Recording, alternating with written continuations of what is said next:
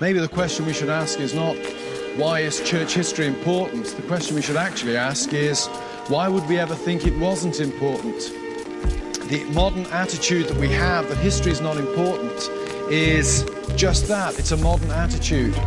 It's exceptional in the history of humanity.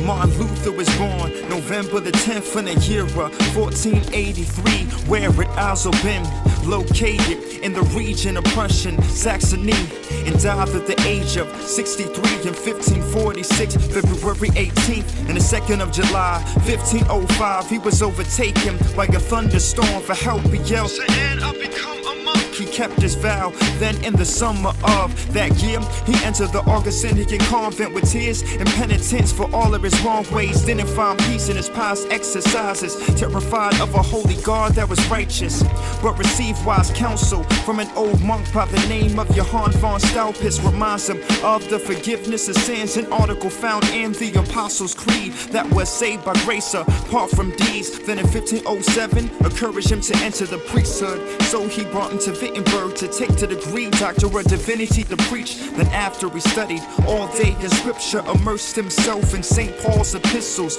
Luther is drawn by conviction of the abuse of indulgences that he witnessed. Notice the great corruption of Rome. Leo X, a presumptuous pope, is bankrupt but wants to continue constructing a dome with St. Peter to pay off his debts, incur rewards to finish his project by decorating his walls. So he strikes a deal with Albrecht, who wants the third bishopric be can't, cause against church law. So he takes a loan from the Fuggers in Augsburg, so he can pay the Pope for exemption. Then the Pope would grant our Bishop Albrecht permission to sell indulgences to pay off the interest.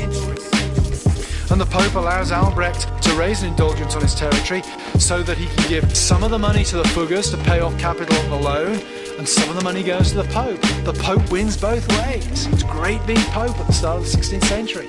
You set the rules and you win both ways. The Pope's problem is solved. He gets the money to pay off the debts incurred by his war and by hiring Michelangelo to decorate St. Peter's. And Albrecht's problem is solved. He gets the third bishopric and all of the lucrative tax deals that will involve. Hey yo, as we consider St. Peter's Dome, it's once the glorious shame of papal Rome, bit over the bones of the Galilean fishermen with the proceeds from the sales of indulgences. And indulgences so unique to the Roman Church and known to the Greek and Latin fathers if you were to search. Wait a minute, what are indulgences exactly? That's a good question, I am glad that you asked me. It's remission of punishment of sin in Latin, on the condition of penitence and payment of money to the bishop, archbishop, or pope. That's ridiculous, you gotta be kidding, is it a joke?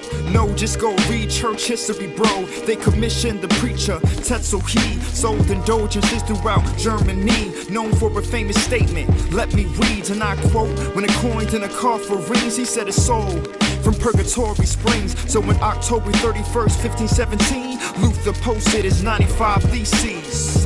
And Luther, in 1517, he will nail up this poster that lists a series of his objections to what's going on. It's called the 95 Theses. He did it on October the 31st, and it's often regarded as the day that the Reformation began.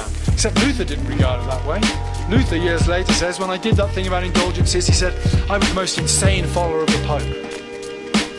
Luther gets concerned because his parishioners are going over, and not that they're being sold indulgences, but he thinks they're being sold indulgences with a wrong understanding of what they are. And he calls into question their understanding. And Luther's mentality in 1517 is, if only the Pope knows what's going on, he'll close it down.